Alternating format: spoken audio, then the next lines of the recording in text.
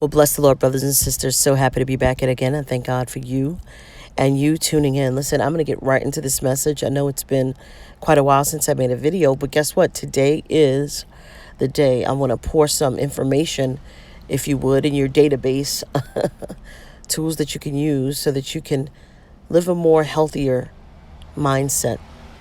If you hear cars or things in the background, I'm actually at the parking deck. I didn't start work yet, but I'm just here taking this moment out because it's a beautiful day. Even though it's hot, hot, hot. Listen, hell is hotter. Much, much hotter. So the first thing I want to talk about is complaining. I think a lot of us just habitually complain so much, and we don't realize that that is actually a form of coming in agreement with things that we don't need in our lives, right? Take an average day. Yes, it's hot outside. It's obviously hot. But you wanted this. Remember you wanted this? Remember those cold winters? Just a few months ago, we had extremely cold winters, right? And the first thing that came to your mind is, I can't wait till the summertime. I can't wait to see the sun shining each and every day. And the warmth just on my face. It's freezing out here. Remember you said that? Okay, so now, here it is. It's the summertime. And you're complaining and you're wishing and wanting for the winter time to come. Brothers and sisters, what does that say about us? It means that we're never satisfied with things. That's exactly why a lot of these stores are opening up. You got 50 different types of milk. Why? Because you're not satisfied. You got 50 different types of butter. Why? Because you're not satisfied. You can literally start by decluttering all the negative thinking. And a lot of those negative thoughts, brothers and sisters, stem from your childhood. Oh, man. Can we get started? I think I am going to get started right now. And I talked in previous videos about little Johnny and him not rectifying different things. And when he doesn't get help or therapy, or when little Susie, who was molested by a great-grandfather or this person or that person, and they don't get healing, sometimes they become promiscuous and don't even know why. Or sometimes when you have a child that's physically and emotionally abused, when they grow older, those traits and that torment and that toxicity has a direct relationship on how they relate in other relationships. Brothers and sisters, we need to start by the root of who, what, when, why, and how. And everybody, they always, if you notice, a lot of therapists, they always ask you the number one question: tell me about your childhood. Even in the medical field, they talk about traits, or tell me about your family life, or tell me who got, this disease in your family or that disease. They are looking for a genesis. They're looking for a beginning. And everything has a beginning, brothers and sisters. The way you are today, your mentality, your ideology, your way of thinking, your outlook of life has a lot to do with the beginning of where you started, how you started. And if you don't deal or come to terms with the beginning, it's hard to navigate in this world without being jaded, without being jealous, or just getting by. Ooh, stop it. No, I'm not going to stop. I'm going to say it again. These different triggers of your life is just not there haphazardly. Somebody could be chilling, just say something to you, right? They're saying it jokingly, or they just, not knowing you dealt with this, and that. And all of a sudden, it's a trigger to you. You ready to kill them? You ready to excommunicate with them? You ready to blow up their tires? Just one little conversation or one little thing that they haven't dealt with. You see why it's important, brothers and sisters, to deal with the things that happened in the beginning? You may have a father or mother that was physically abusive to you, yelling and arguing, cussing and fighting, drinking and doing whatever else as you were a child. And you mean to tell me that doesn't have an effect on you as an adult? It absolutely does have an effect, brothers and sisters. That's why a lot of people, I would say so many people are walking around tormented and torn. And they start relationships, a lot of them, broken. And how do you expect the relationship to work when you haven't done the work or gotten the help? You need to address the elephant in the room, brothers and sisters, and it starts by your mindset. If your mindset is not willing, hear me, if your mindset is not willing to get the help and do the work, then you're just going to be that same old person year by year, getting things and doing things to compensate for the mental depression and the torment. It's time, brothers and sisters, that we talk about things like that. Listen, I'm going to leave the comments open. We need to pray for one another. And I rarely leave the comments open, but sometimes I do, because I believe, hear me, I honestly believe that this is a very safe place. Anybody listen to my videos know that I'm just about an open book. No conversation is, hush, hush. If I listen, if I talked about masturbation, and I don't know how many, now 90,000 views, whatever the case is, so many people are touched by that video, then it's obvious that if I could talk about masturbation, I could talk about mental illness and things that we need to fix in the body of Christ and even out of the body of Christ. We are working, hear me, with a lot of sick, mentally sick people. They look nice, they dress nice, they smell good, their hair is laced, they got the designer clothes, but they are mentally gone, a lot of them. The walking dead. The walking dead. And we, as children of God, have the opportunity, hear me, to help them in one way, shape, or form.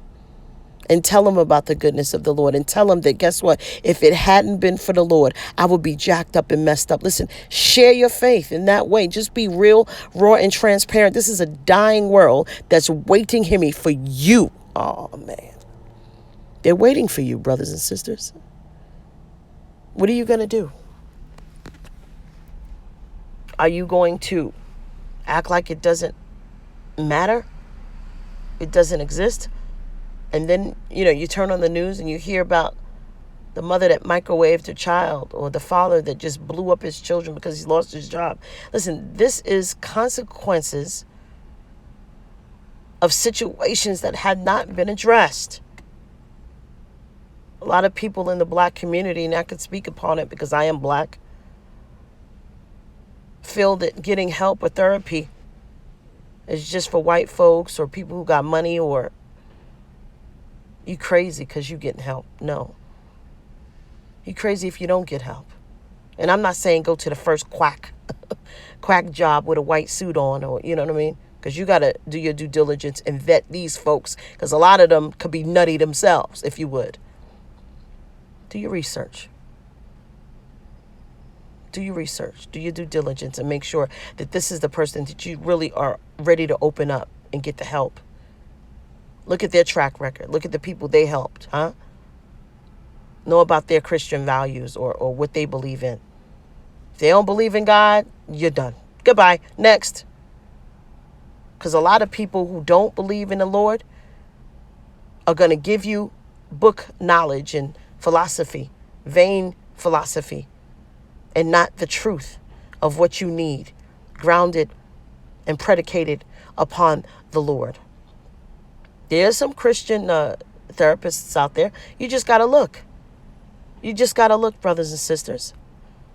But just, getting off that a little bit. The bottom line is we need some type of help. There's a dying nation out there that have a satanic mentality.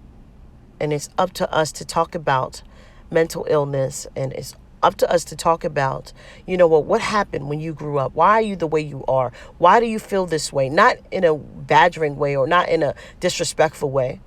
But you could tell this person, I noticed that, when we talk about this or whatever, it just seems like it upsets you. Can we talk about it? Be loving and compassionate toward one another, first off.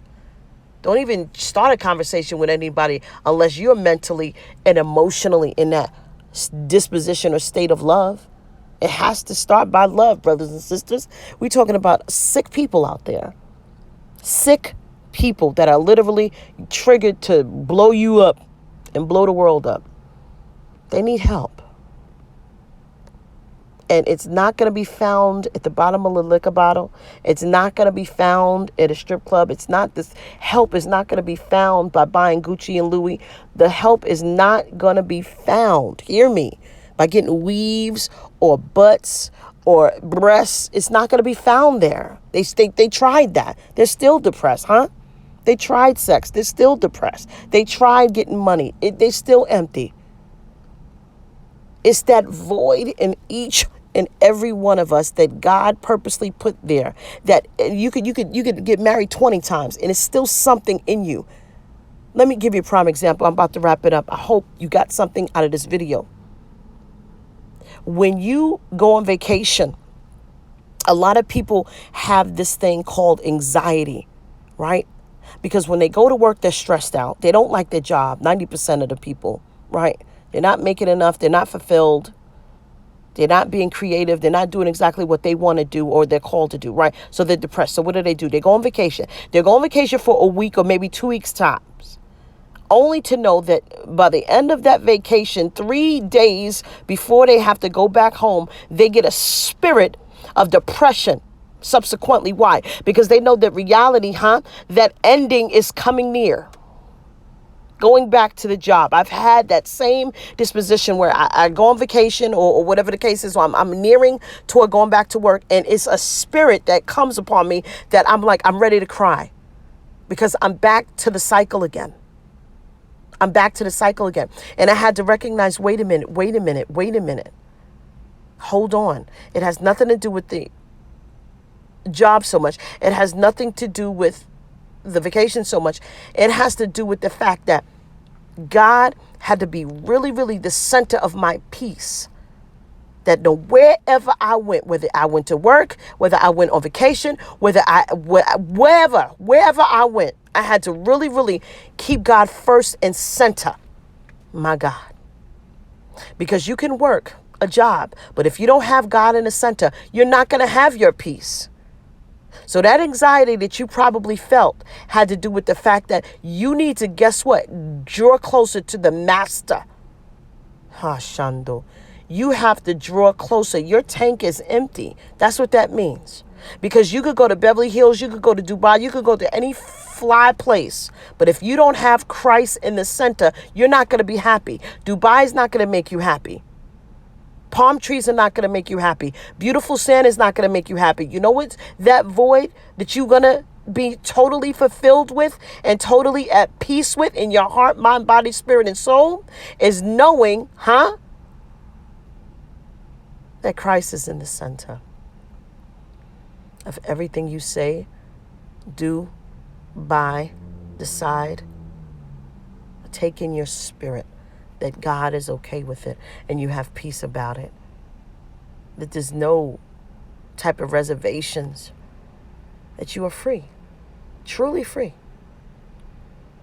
When you are free, you're light as a feather. Negative thoughts is fattening. Those negative thoughts want to get bigger and fatter and larger until they what? Suck you dry and take you out. Never let your mindset kill your blessings.